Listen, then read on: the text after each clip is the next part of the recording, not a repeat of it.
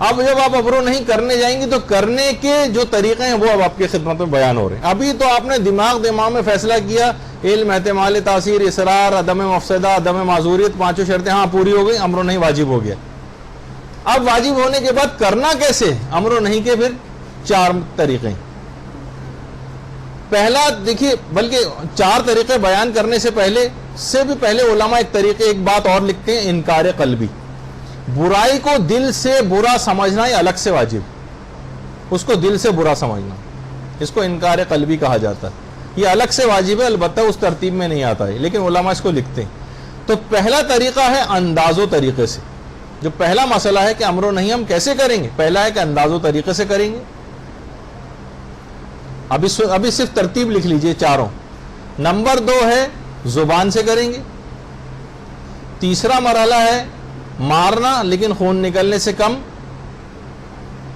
اتنا آسان نہیں ہے تیسرے مسئلے کو، ہم نے بات 2 پہ اکثر رک جاتی. مارنا لیکن خون نکلنے سے کم. نمبر 4 ہے زخمی کر دینا اور قتل کر دینا. یہ 4 مرحلے ہیں امر بالمعروف اور نہی عن المنکر کے جو کتابوں میں. ابھی پورا سن لیجئے، ڈائریکٹ چوتھے اور تیسرے کی طرف نہ جائیے. اچھا، اب یہ جو 4 مرحلے ہیں، انداز و طریقے سے، زبان سے، مارنا لیکن خون نکلنے سے کم، زخمی کر دینا اور قتل کر دینا، ان 4 مراحل میں ترتیب واجب ہے یا تخیر ہے؟ یعنی جس مرحلے پہ بھی چاہے عمل کر لیں. کیا ایسا ہے؟ علماء فرماتے ہیں، جس میں آیت اللہ خوئی تھے، آیت اللہ خوئی فرماتے ہیں پہلے 2 مرحلوں میں تخیر ہے، یعنی آپ کو اختیار ہے، پہلے مرحلے پہ عمل کر بھی سکتے ہو تب بھی نمبر 2 پہ جا سکتے ہیں. پہلے پہ عمل کر سکتے ہو تب بھی نمبر 2 پہ زبان سے کہہ سکتے ہیں. اور اس کے بعد پھر ترتیب شروع ہوتی ہے، پھر تو 3 اور 4 اسی ترتیب سے جائے گا. آقا خمینی اور آیت اللہ سیستانی یہ فرماتے ہیں کہ نہیں، شروع ہی سے ترتیب، یعنی ہمیشہ پہلے مرحلے سے آغاز کرنا پڑے گا. وہ ناکام ہو جائے تو نمبر 2، وہ ناکام ہو جائے تو نمبر 3، وہ ناکام ہو جائے تو پھر نمبر 4. یعنی اگر انداز و طریقے سے کام چل سکتا تھا اور آپ نے براہ راست زبان سے کہہ دیا تو آپ گناہگار ہو جائیں گے. دیکھیے کتنی بڑی غلطی جو عام طور پہ ہوتی.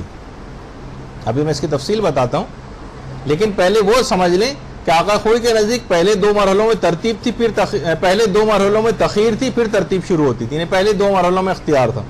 آقا سیستانی اور امام خمینی کے فتوے میں شروع ہی سے ترتیب ہے. 1 2 3 4 پہ عمل کرنا ہے، ڈائریکٹ 2 اور 3 پہ نہیں جا سکتے. جیسے ہوتا ہے نا عام طور پہ بچہ کچھ کر رہا ہے، ڈائریکٹ باپ آیا اور تھپڑ لگا دیا زوردار اس کو، یہ نمبر 3 پہ ڈائریکٹ چلے گیا. ابھی میں بتاتا ہوں اس ترتیب سے جانا ہے. اچھا، اب یہ بات یاد رکھ لیں کہ اگر شروع ہی سے یقین ہے کہ پہلے والا طریقہ تو بالکل فیل ہو جائے گا. انداز و طریقے سے کہاں سمجھے گا؟ ابھی میں انداز و طریقے کی تفصیل بتاؤں گا آپ کو. تو یہ ڈائریکٹ جس کو یقین ہو کہ نہیں یہ پہلا مرحلہ تو ابھی سے مجھے پتا ہے بالکل بے اثر، یہ بہت ڈھیٹ ہے، یہ سمجھے گا نہیں اس کے بغیر، تو یہ ڈائریکٹ نمبر 2 کے اوپر آ جائے، اس کو اجازت. وہ تو سب مجتہدین کہتے ہیں کہ بھی نمبر 2 پہ آ سکتا ہے. اور پتہ ہے کہ نہیں، نہ انداز و طریقے سے سمجھے گا نہ زبان سے سمجھے گا، تو یہ ڈائریکٹ پھر چھلانگ لگا کے نمبر 3 پہ آ سکتا ہے، مارنے پہ، لیکن خون نکلنے سے کم. مارنے میں ایک بات یاد رکھ لیجئے، میں بعد میں بھی ذکر کروں گا اس کا. مارنے میں علی الخصوص عدم مفسدہ کا خیال کرنا ہوگا، کیونکہ ان میں یعنی فساد نہیں ہونا چاہیے. پتہ چلا لڑائی جھگڑا، چھوٹے بھائی کو مثلا مار دیا، وہ بھی اس طرح کا ہے، اس نے بھی جو ہے جواباً جو ہے آپ کو مارنا شروع کر دیا، تو اب کیا یہ فساد واقع ہو رہا ہے. اس موقع پہ امر نہیں ساقط ہو جائے گا، سوائے اس کے کوئی بہت ہی بڑا معاملہ ہو جو بھی آگے چل کر جس کا ذکر ہوگا. یعنی اگر آپ کو یقین ہے کہ پہلے مرحلے سے کام نہیں چلے گا تو 2 پہ جا سکتے ہیں، یقین ہے کہ 2 سے کام نہیں چلے گا تو نمبر 3 پہ مارنے پہ جا سکتے ہیں. لیکن اگر آپ کو یقین نہیں تھا، صرف ظن تھا، 90% دل کہہ رہا تھا کہ انداز و طریقے سے کام چل سکتا ہے، زبان سے کام چلے گا، 10% دل کہہ رہا ہے کہ نہیں انداز و طریقے سے بھی چل سکتا ہے، تو اس حالت میں پھر واجب ہے کہ اب نمبر 1 سے شروع کریں اور نمبر 2 پہ جائیں. یعنی یہ یقین کی صورت میں ڈائریکٹ چھلانگ لگا سکتے ہیں ہم اگلے نمبر پر، لیکن اگر شک ہو جائے یا ظن بھی ہو رہا ہو تو پھر ابتدا الایسر فالایسر، یعنی نرمی سے سختی کی طرف جانا. یعنی یہ مرحلے وار ہے نا. انداز و طریقہ زبان مارنا لیکن خون نکلنے سے کم, نمبر 4 زخمی کرنا اور قتل کرنا. شک اور ظن کی حالت میں نہیں چلے گا کہ پتہ نہیں زبان سے کام چلے گا نہیں چلے گا تو ایسا کرتے ہیں ڈائریکٹ مار دیتے ہیں چلو, نہیں یہ نہیں چلے گا. آپ کو پھر ابتدا کمتر مرحلے سے کرنی واجب ہو جائے گی. تو اب آ جائیے طریقہ نمبر 1, انداز و طریقے سے. انداز و طریقہ, زبان کو حرکت دیے بغیر, زبان کو حرکت دیے بغیر ناراضگی کا ایسا اظہار کرنا کہ جس سے گناہگار گناہ سے رک جائے. بہت سے دیکھیے ایسے ہوتے ہیں.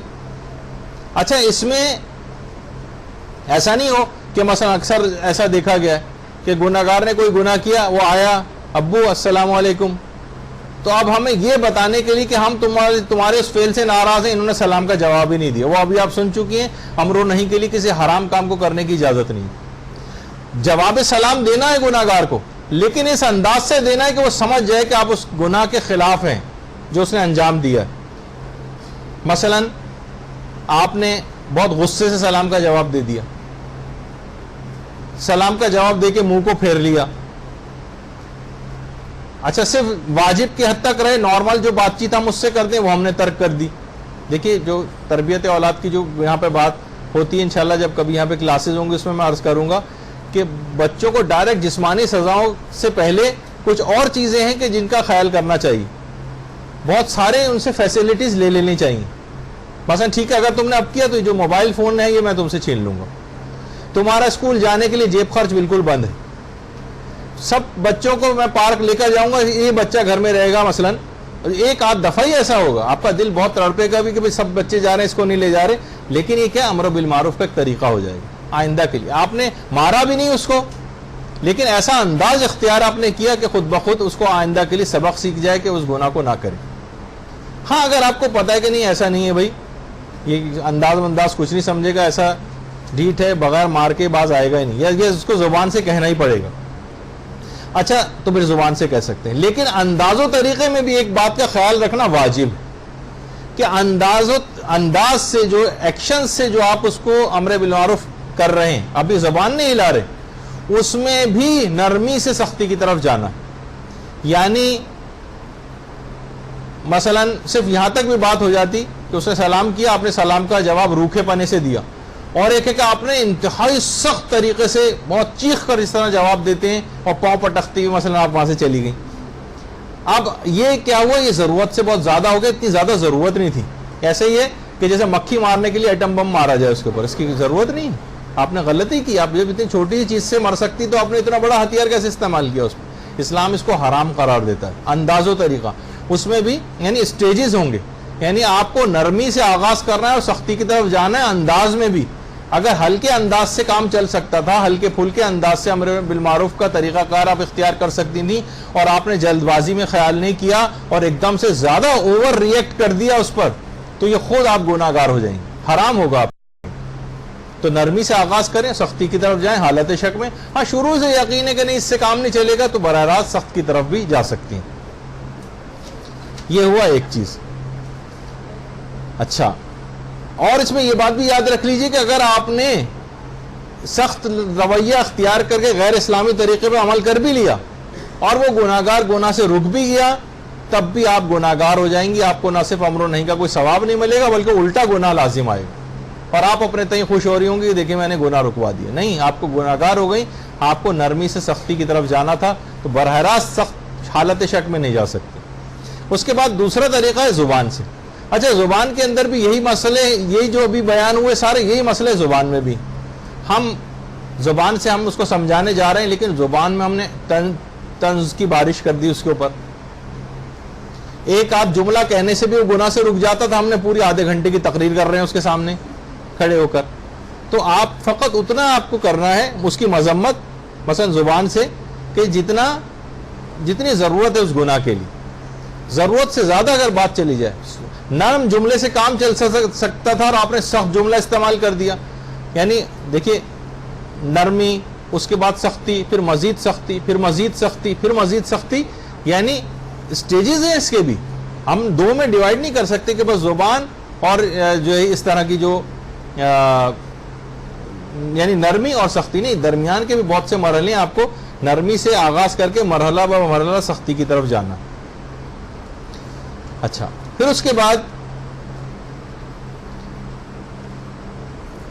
زبان میں وہی ساری باتیں جو انداز و طریقے میں تھی. لیکن اگر زبان سے بھی کام نہیں چل رہا ہے اور گناہ بھی بہت اہم ہے تو پھر مارنا, لیکن خون نکلنے سے کم مارنا. اچھا یقین ہے کہ ہلکا مارنے سے کام چل جائے گا. ہم صرف آئے اور صرف اس کو ہلکا سا, مثلا آقا سیستانی نے جیسے لکھا ہے کہ 3 اس کو جو ہے وہ لگائے جا سکتے ہیں, لیکن میں ابھی اس کی تفصیل میں نہیں جا رہا کہ 3 دفعہ اس طریقے سے مارنا. لیکن بہرحال یہ کہ ہلکا پھلکے طریقے سے ایسا مارنا جس میں خون نہ نکلے اور دیت بھی واجب نہ ہو. بعض اوقات ہم نے اس طریقے سے مارا کہ اس کے جسم پر نشان پڑ گیا, مثلا جیسے بہت سے والدین تھپڑ مارا, اس کے انگلیوں کے نشان چہرے پر آ گئے. اب دیت بھی واجب ہو سکتی ہے. ایسے گھر میں خالی ماں باپ ہی تو نہیں ہوتی ہے, ولی تو نہیں مارتا, ماں بھی اس طرح لحاظ سے مارتی. ماں میں یاد رکھ لیں یہ بات کہ ماں کو اجازت نہیں ہے بچے کو مارنے کی, اور مارنا بھی اس وقت شمار ہوگا جب بچے کو مارنے میں بچے کی کوئی مصلحت ہو. اب آپ کہیں گے کہ بچے کی کیا مصلحت ہے, اس کی تو کان موڑے جا رہے ہیں اور منہ پہ تھپڑوں کے نشان بن رہے ہیں, اس کی کیا مصلحت ہے؟ نہیں, ہاں مصلحت ہے. یعنی بچے کو اس وقت گناہ کے سلسلے میں صرف یہ بات نہیں ہو رہی, مثلا نہیں کہ بچہ, جیسے والدین یہ کرتے ہیں کہ بچہ جو پڑھ نہیں رہا ہے اور اس پہ مار رہے ہیں اس کو. تو اگر بچہ جو ہے مثلا بچہ فائن آرٹس کی طرف جانا چاہتا ہے اور باپ یہ چاہتا ہے کہ بچہ سائنس پڑھے, اس وجہ سے بچے کو مار رہا, نہیں, اس میں مارنے کی اجازت نہیں. یا یہ کہ یہ A گریڈ کیوں نہیں لا رہا ہے, یہ C گریڈ کیوں لا رہا ہے, اس وجہ سے مار رہا ہے, اس میں بھی مارنے کی اجازت نہیں. ہاں بچہ بالکل ہی نہ پڑھے اور ہمیں پتہ ہے کہ ایسا نقصان ہو جائے گا کہ ساری زندگی اس کی تباہ و برباد ہو جائے گی, تو اتنا مار سکتا ہے بس کہ جس سے اس کو اس طرف راغب کیا جا سکے. لیکن یہ کہ دیت واجب ہو جائے تو بچے کے لیے اس طرح سے مارنا کہ جس میں اس کی مصلحت بھی نہیں تھی. بچہ کچھ پڑھ لے یہ مصلحت تھی, لیکن بچہ سائنس ہی پڑھے اس میں تو کوئی مصلحت نہیں. بچہ ہمیشہ A گریڈ ہی لے کر آئے, اس میں تو کوئی مصلحت نہیں ہے مارنے کی. بچہ اور بچوں کی طرح سے جو ہے پڑھے, جس طرح گھر میں اور اچھے بچے پڑھ رہے ہیں اور زیادہ اچھے مارکس لا رہے ہیں, اس وجہ سے اس کو مارا جا رہا ہے, نہیں, یہ اس کی اسلام میں اجازت نہیں. اور اگر کوئی ایسا ہو گیا تو اس کو دیت دینا پڑے گی یا ضمان دینا پڑے گا. دیکھیں دیت اس مالی معاوضے کو کہتے ہیں جو جسمانی نقصان کے بدلے میں دیا جاتا ہے. دیت وہ مالی معاوضہ ہے جو جسمانی نقصان کے بدلے میں دیا جائے. نیل پڑ گیا اس کے جسم پر, خراش آ گئی اس کے جسم پر, سرخ ہو گیا اس کا جسم, ہڈی ٹوٹ گئی اس کی, اب یہاں پر دیت دی جائے گی. اور اس کے بہت مقدار کا فرق پڑ جاتا ہے کہ کتنا کس انداز سے مارا ہے. اور ضمان کہتے ہیں, ضمان اس مالی معاوضے کو کہتے ہیں جو مالی نقصان کے بدلے میں دیا جاتا ہے. وہ مالی معاوضہ جو کہ مالی نقصان کے بدلے میں, مثلا وہ اپنے پاکٹ منی جمع کر کے اس نے ٹیپ ریکارڈ لے کر آیا تھا, اس پہ وہ گانے سن رہا ہے, ہمیں غصہ آیا, ہم نے اس کا ٹیپ ریکارڈ اٹھا کے پٹخ کے توڑ دیا.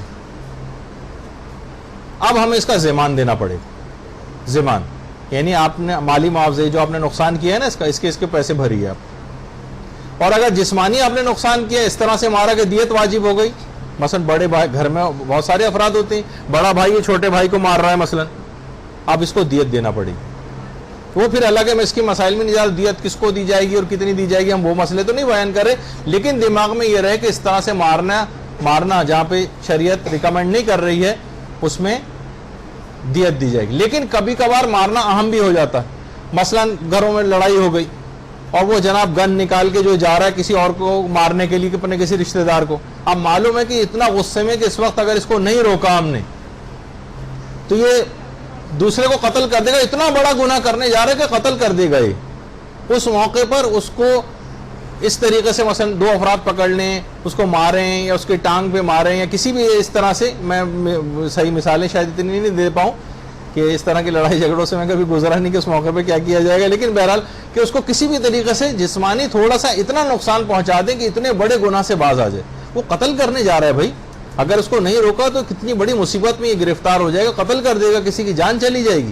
ایسے موقع پر ایسے افراد کو کچھ مارنا کہ ان کو کچھ ہلکا پھلکا جسمانی نقصان پہنچا, لیکن ہم نے اگر جلد بازی میں خیال نہیں کیا اور کم مارنے سے کام چل سکتا تھا اور ایک دم سے اتنا زیادہ مار دیا کہ پتہ چلا اسی کو مار دیا ہم نے جو دوسرے کو مارنے جا رہا تھا, تو یہ نہیں چلے گا.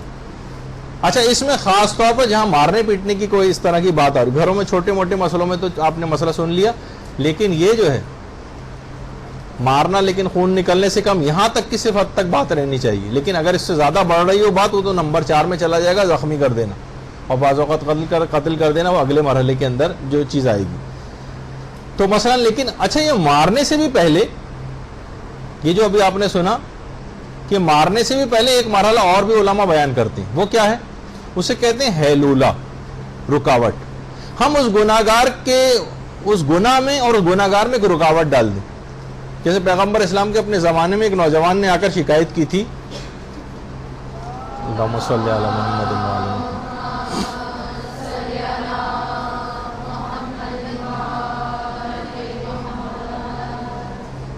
شکایت کی تھی کہ میری ماں کا مختلف نامحرموں سے میل جول اور وہ حرام والا میل جول۔ تو پیغمبر نے یہی کہا، ابھی خیر اس کے آگے چل کے تفصیل بھی آئے گی، کہ ٹھیک ہے پھر اپنی ماں کو قید کر دو، یعنی اس کو بند کر دو، کمرے میں بند کر دو، تالا لگا دو کہ کوئی لوگ یعنی گناہ کار کے اس گناہ والے کام میں اس میں ہم کوئی رکاوٹ ڈال دیں۔ مثلا وہ چھوٹا بھائی خرید کے لے آیا گٹار بجا رہا ہے وہ، اب ہمیں مثلا روکنا ہے، اس کو روکنے سے باز نہیں آ رہا، انداز و طریقے سے بھی سمجھا لیا، زبان سے بھی سمجھا لیا، نہیں سمجھ میں آ رہا، تو آپ مار سکتے ہیں اس کو۔ مارنے سے پہلے ایک اور مرحلہ جسے ہیلولہ کہتے ہیں، رکاوٹ ڈال دیں، آپ اس کا گٹار چھپا دیں کسی جگہ، یا کم سے کم ایسا نقصان پہنچا دیں کہ وہ گٹار نہ بجا سکے۔ مثلا اس کی وہ جو تار سے جا رہا ہوتا ہے اس میں کوئی تار کاٹ دیا آپ نے، پورا نہیں، اگر آپ نے جلد بازی میں خیال نہیں کیا اور اس چیز کو، جیسے ابھی میں نے کہا ٹیپ ریکارڈر کو پورا اٹھا کے پٹک دیا آپ نے اور توڑ پھوڑ دیا، تو اب آپ کو اس کا وہ دینا پڑے گا، ضمان دینا پڑے گا۔ لیکن اگر ہم اس کی گناہ والی چیز کو چھپا سکتے تھے، وہ کیسٹ جو سن رہا تھا وہ گانے کا، وہ ہم چھپا سکتے ہیں اگر، اور اس کو گناہ سے روک سکتے ہیں، تو کیسٹ کو توڑنا جائز نہیں ہوگا۔ اگر ہم نے جلد بازی میں خیال نہیں کیا، زیادہ غصے ہو گیا اور کیسٹ ہی کو مثلا ہم ہتھوڑا لے کر آئے، اس کے سامنے توڑ پھوڑ کے پھینک دیا، تو وہی جو اس سے پہلے آپ کو ڈنڈے ہاتھ میں لیے ہوئے خواتین جو تھیں، وہ والا اسلام نافذ نہیں کرنا اس انداز سے۔ تو ان طریقہ کار پہ عمل کرنا ہے کہ صرف رکاوٹ ڈال دیں، یا کم سے کم اتنا نقصان اس چیز کو پہنچا دیں کہ گناہگار گناہ سے فقط رک جائے اور یہ آگے کی طرف معاملہ نہ جائے۔ لیکن اگر ہم نے جلد بازی میں خیال نہیں کیا تو پھر یہ گڑبڑ ہو جائے گی، اور پھر یہ اس کے اندر حرام وغیرہ کا ایک پہلو آ سکتا ہے۔ اس کے بعد چوتھا مرحلہ ہے زخمی کر دینا اور قتل کر دینا۔ یہ تو صرف چند ہی اتنے بڑے بڑے گناہ ہیں کہ معاذ اللہ ثم معاذ اللہ کوئی مثلا خانہ کعبہ گرانے جا رہا ہو، بہت ہی کم ایسے گناہ ہوں گے کہ جس میں اس بات کی کسی کو اجازت ملے، اور اس میں حاکم شرع کی طرف رجوع کرنا لازم۔ بہت سارے ایسے مسئلے ہوتے ہیں کہ جہاں پہ بہت سارے ایسے احکامات آ جاتے ہیں کہ جہاں جیسے سلمان رشدی کے حوالے سے قتل کرنے کا فتویٰ امام خمینی کا تھا، اور دیگر مہاراجے نے بھی اسی طرح کا ان کا بھی فتویٰ ہے۔ تو لیکن اگر کوئی مشکوک معاملہ اس قسم کا ہو تو اس میں الگ سے اجازت لینا پڑے گی وہ، لیکن وہ گناہ بھی پھر اتنے بڑے ہونے چاہیے، اتنے جیسے کہ وہ کہ زخمی کر دینا اور قتل کر دینا۔ جیسے کہ بعض اوقات اس قسم کے بہت سارے جو گناہگار اور معاشرے میں جو سزائیں دی جاتی ہیں، پھانسیاں یا کوئی، جیسے ایران میں بھی ہم کو نظر آتا ہے، کہا جاتا ہے نا قصاص کے اندر حیات ہے، وہ اس وجہ سے کہ چند افراد اگر اس طرح سے لٹکے ہوئے نظر آ جائیں تو معاشرے سے وہ گناہ ختم ہو جاتے ہیں۔ پاکستان میں کسی کو کبھی کوئی سزا ہی نہیں ملتی، تو اس وجہ سے وہ بڑھتی چلی جا رہی ہے، اور کہیں سزا ہو بھی جائے تو ایک دم سے اتنا زیادہ ٹی وی اور اس کے اوپر وہ ہو جاتا ہے کہ جناب ایک طوفان برپا ہو جاتا ہے، اور یہ نہیں دیکھتے کہ اس سزا کو نہ دینے کے نتیجے میں کتنے زیادہ لوگ سفر کر رہے ہیں۔ چند ایک اسلامی سزاؤں کا نفاذ ہو جائے تو واقعتاً جو اسلام کا جو جلالی پہلو، ورنہ اسلام کے جتنے جمالیاتی پہلو ہیں اپنی جگہ پر ہیں، لیکن جہاں جلالی پہلو ہے وہ معاشرے کے اندر ایک حیات نو بخشنے کا ایک ذریعہ ہوا کرتے ہیں۔ اچھا، اب کون سے ایسے گناہ ہو سکتے ہیں؟ جیسے وہ کچھ ہی عرصے پہلے آپ نے دیکھا ہوگا نور الدین زنگی، جو ایک زمانے میں بادشاہ تھا اور جس کے خواب میں پیغمبر اسلام آئے تھے، اللہم صلی علی محمد و علی محمد،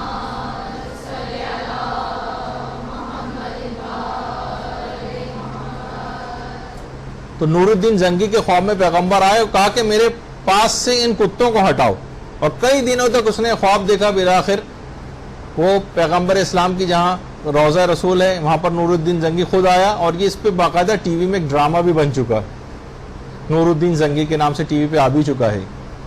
تو کچھ یہودی تھے جو کہ پیغمبر اسلام کے روضے کے قریبی گھر لے کر رہنے لگے تھے اور انڈر گراؤنڈ کھدائی کرتے کرتے قبر رسول تک پہنچنا چاہتے تھے، تاکہ وہ ان کی سازش یہ تھی کہ پیغمبر اسلام کے جس میں اتھر کو قبر سے نکال کے اپنے ساتھ لے جائیں اور مسلمانوں کو بلیک میل کریں۔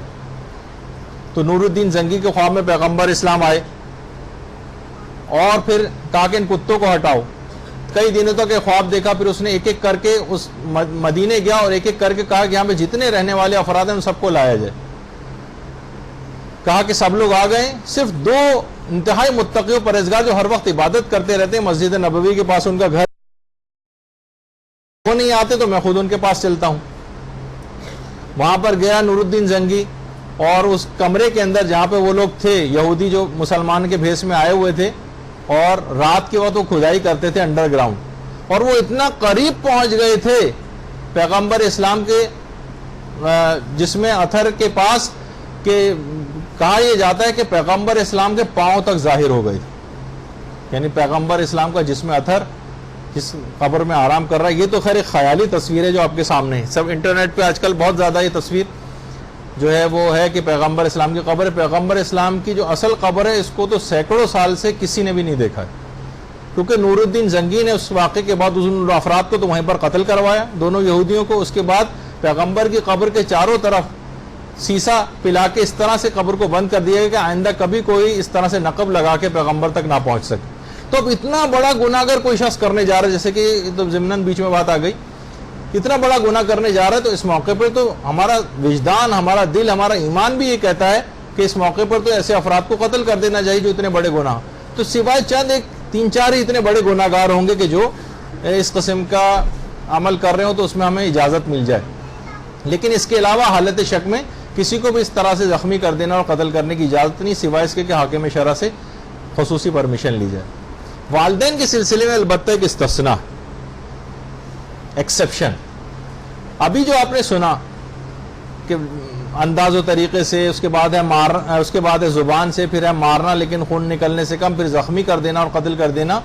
والدین کے سلسلے میں ایک ایکسیپشن یہ ہے کہ ان میں ان چاروں چیزوں پہ عمل نہیں ہو سکتا، صرف 2 پہ عمل ہوگا، انداز و طریقے سے عمل کریں یا زبان سے۔ بہت ہوا تو ہیلولا، رکاوٹ ایک ڈال دیں ان کے گناہ کی۔ والدین اگر گناہ گار بھی ہیں، والدین کو کبھی بھی مارنے کی اجازت نہیں ہے، مارنے کی۔ ابھی بھی وہ جو فلم مختار آئی ہوئی ہے، بڑی اچھی ایرانیوں نے بنائی ہے، اس میں جو شمر ہے، شمر کے متعلق یہی ہے کہ یعنی بہت سے دیکھیے اتنا بڑا گناہ گار بنا کیسے شمر، اس میں بھی دکھایا ہے کہ وہ اپنی ماں کو مارا کرتا تھا۔ تو بہرحال یہ بہت سے گناہ ایسے ہیں کہ جو بہت بڑے بڑے گناہوں کا بعد میں پیش خیمہ بنتے ہیں۔ تو والدین کو کبھی بھی کسی گناہ کے سلسلے میں مارنے کی اجازت نہیں۔ جبھی جو جہاد کے احکام جہاں پر بیان ہوئے ہیں جہاد کے، اس میں مکروہ ہے بیٹے کے لیے کہ اگر کافروں کی طرف سے باپ بھی لڑتا ہوا آ جائے تو مسلمان بیٹے کے لیے مکروہ ہے کہ میدان جہاد میں بھی اپنے باپ کو قتل کرے۔ کوئی اور دوسرا قتل کر دے یہ ہٹ جائے، لیکن خود اپنے باپ کو قتل نہ کرے، چاہے یہ کافروں کی طرف سے اسلام کے خلاف لڑنے کے لیے آنے والوں میں سے۔ اور اس کے آثار وضع بھی ہوتے ہیں، عمر کم ہو جاتی ہے اور بہت ساری اس طرح کی وجوہات۔ تو والدین کے سلسلے میں یہ ایک ایکسیپشن ہے۔ اچھا، ایک بات اور دماغ میں رہے کہ امر و نہیں کرنے کے لیے ذاتی غصہ کرنا حرام ہوتا، ذاتی غصہ کرنا۔ مثلا ہمیں بڑا غصہ آ رہا ہے اور ہم نے خوب 2-4 ہاتھ لگا دیے اس کو، جبکہ ایک ہاتھ سے کام چل سکتا تھا یا زبان سے کام چل سکتا تھا، لیکن ہم نے جلد بازی میں خیال نہیں کیا۔ یہ بات یاد رکھ لیجئے کہ امر بالمعروف اور نہی عن المنکر کے سلسلے میں ذاتی غصہ کرنا حرام ہے۔ جو بھی بات ہونی چاہیے پروردگار عالم کو دماغ میں رکھ کر پھر آپ غصہ کریں، پھر آپ تمام احکامات کے اوپر عمل کریں۔ پھر کیونکہ دیکھیے آخری زمانہ جو چل رہا ہے، جب بھی ہمارے چوتھے امام یہ بات کہتے تھے اللہم صلی علی محمد وعلی محمد،